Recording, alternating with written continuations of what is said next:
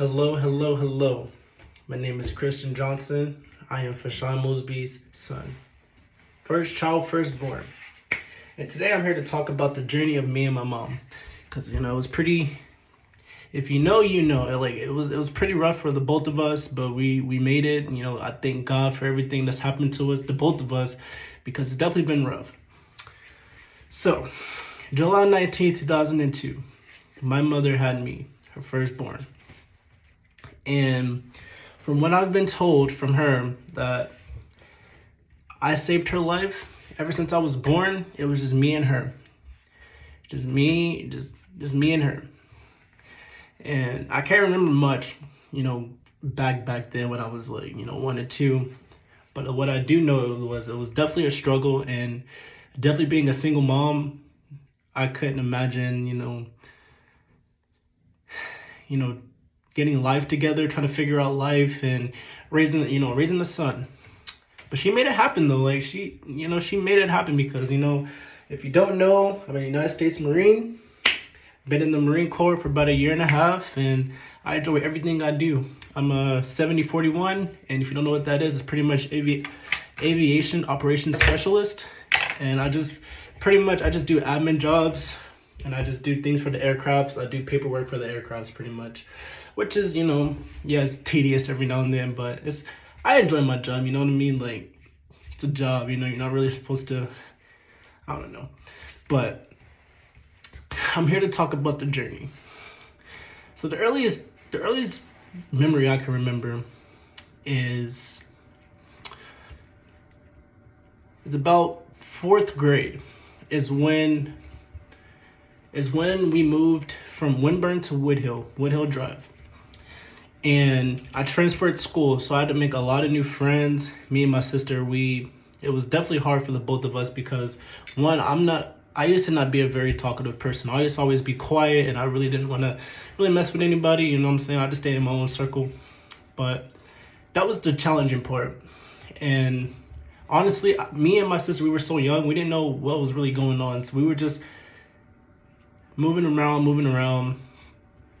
And my stepfather, Eric Mosby, and my mom made an agreement with the court that we'll see my stepfather 1 week and then my mom 1 week. So it was just off and on, back and forth. And then me and my sister, we were just so young. We didn't really know what was going on. We were just happy to be here, like we were just happy and just young-minded, we're just being kids. But, as I was growing up, I was kind of seeing, like how life worked and how all this stuff really wasn't cool because, my biological father, he's been in and out of my life, and I've only met him numerous of times, and just it's a long story about that. But so if I can go back, 2019, 2020 is where life was going pretty good. Like life, it wasn't the best, but it was stable for me and my sister and my mom. We all made it work for about 7 to 8 years. Like, going back and forth, it was good. It all started when I really got to high school, like in the middle school, early high school, freshman years, when I started really seeing how things worked and like just getting like the little sense of life a little bit, and made me a little bit sad because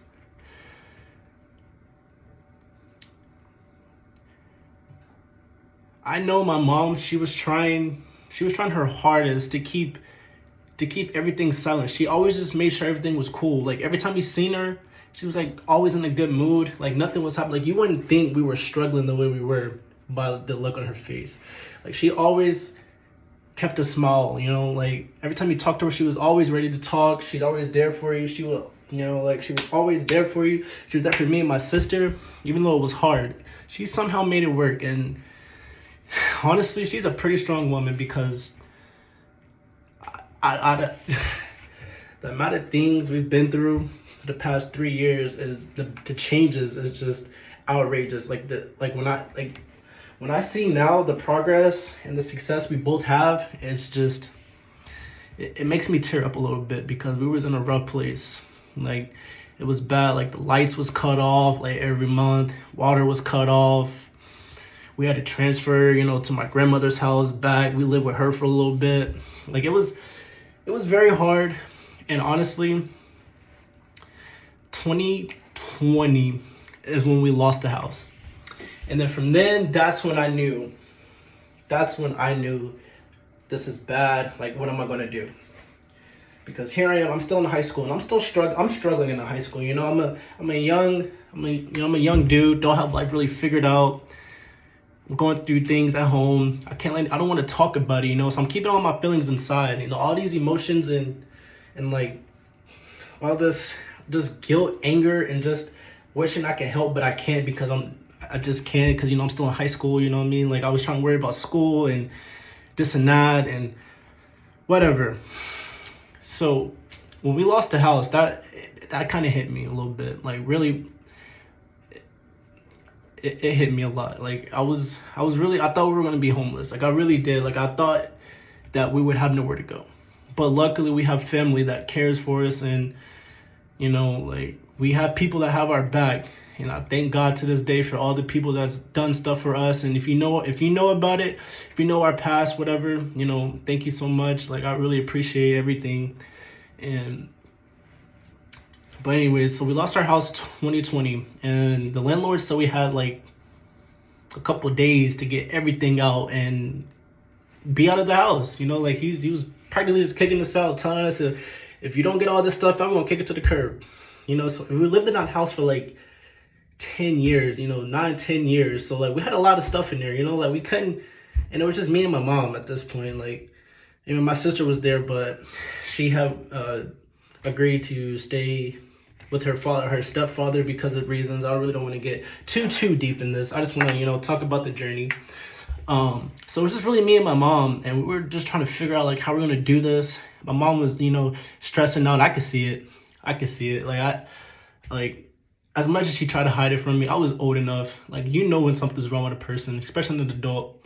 And to see your mom cry and be in all that stress like that, I don't know about you guys, but seeing my mom cry, it's just, it's the worst feeling ever. It's the worst feeling ever. And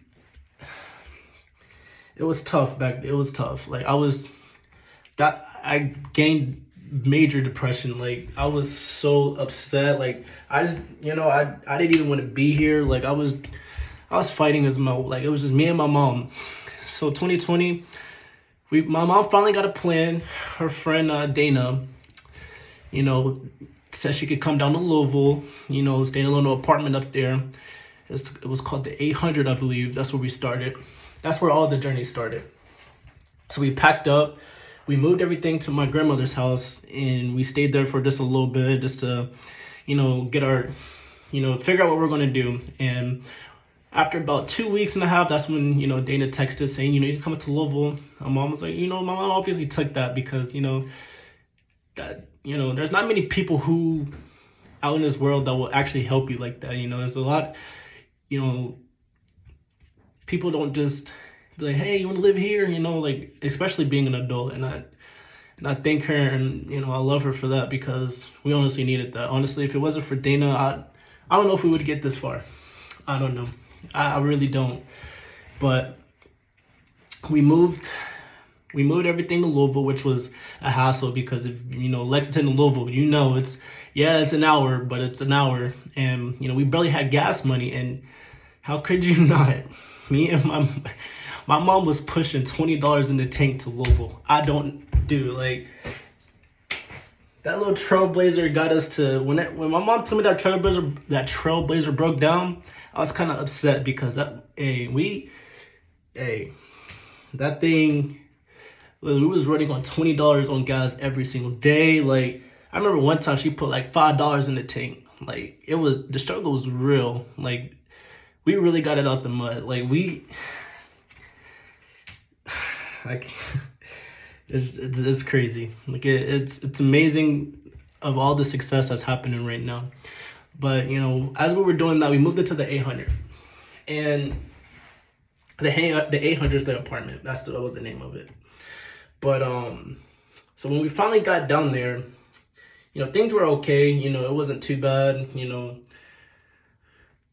I was still doing school, so that was harder because, my school was all the way in Lexington. Now I'm living in Louisville, and luckily, thankfully, Success Academy, best academy ever. I love you guys so much. Thank you for helping me. I appreciate it for taking time and the patience. And I know, I know it was hard, and I appreciate, honestly, if it wasn't for Success Academy,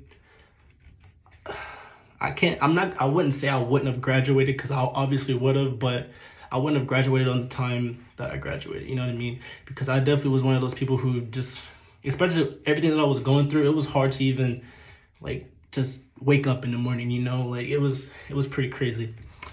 But, so I got me a little job out there. It was like a little daycare job, and never again will I do that, I don't even want to have kids now because of that experience.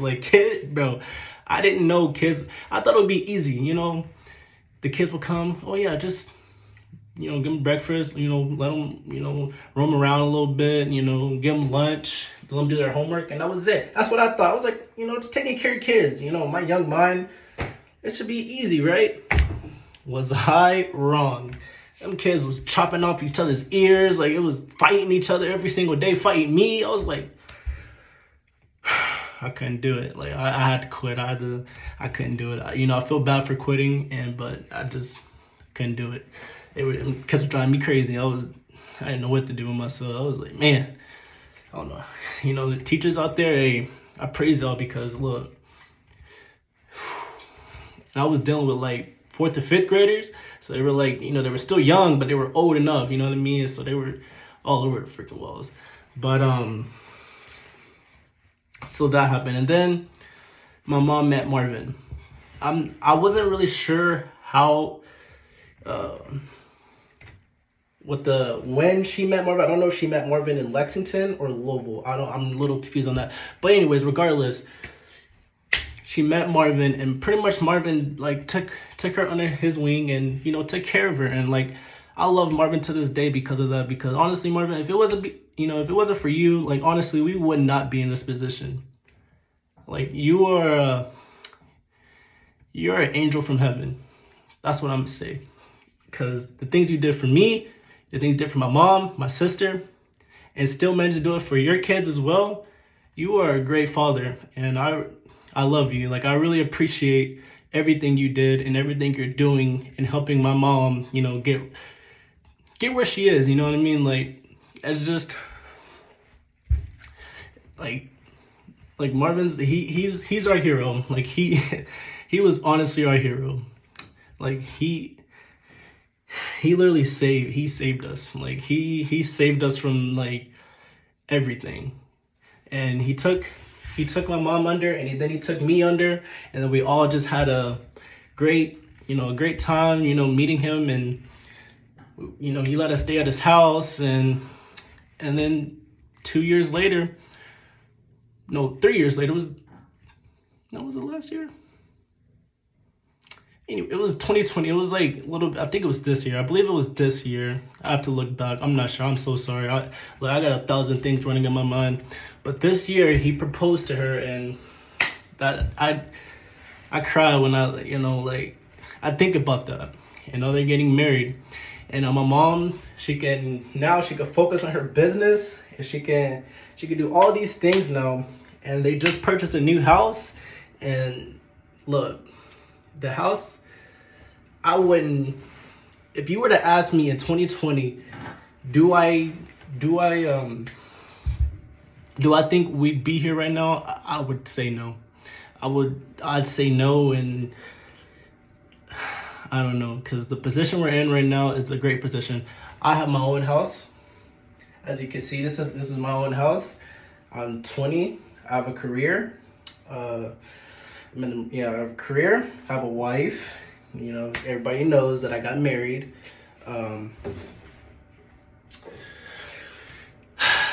But the journey was real, and it was just me and my mom. And I'm glad I can experience this. I'm glad I'm able to see all the good things happening for her. And honestly, it gets better from here. Like, she always told me and my sister, one day we're not going to be struggling. Just give it some time. Just be patient with God.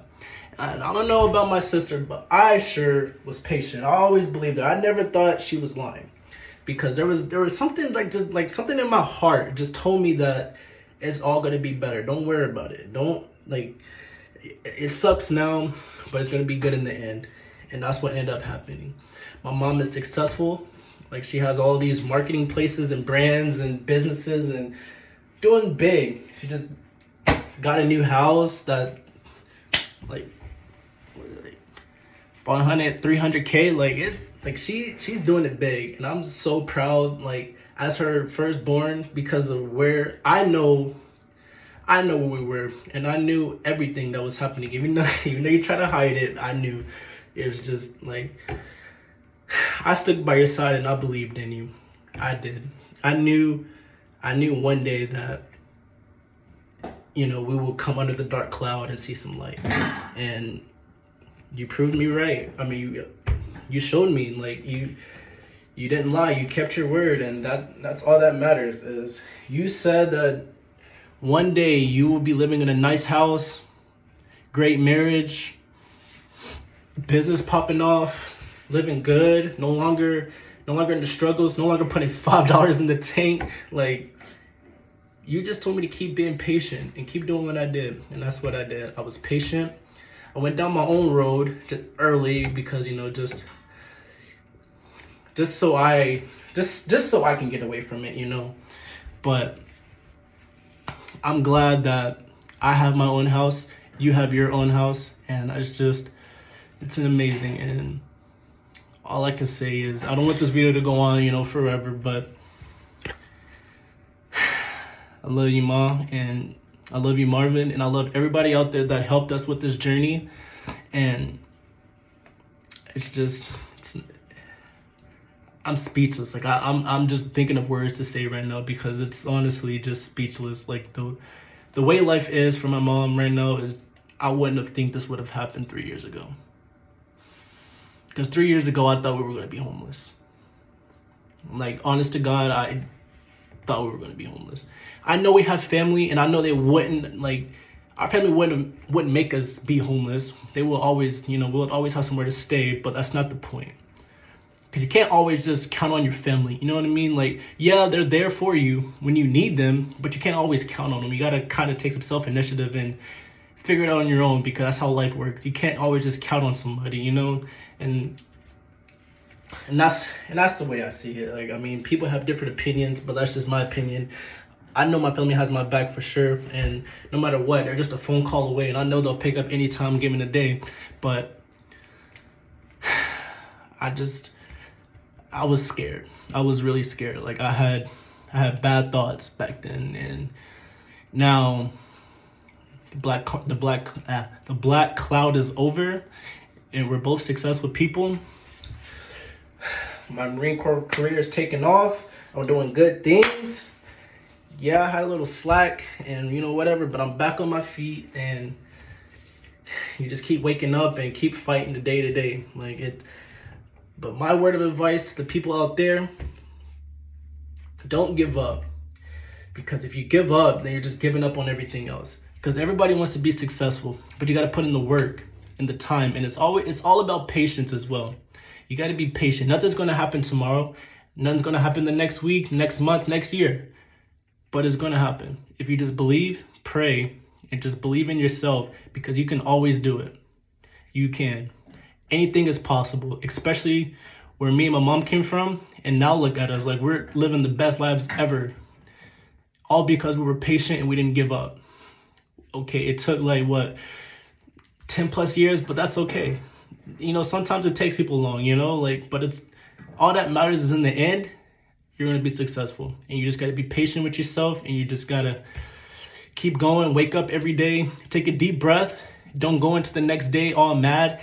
Wake up with a different day. It's a new day. When you wake up, it's a new day. Whatever happened yesterday. We always worry about the present. We do not worry about what happened. We don't know what's going on in the future or the past, but we only live the present days, So, but that's all I got. We've been going on for 20 minutes now, but I love you, Ma.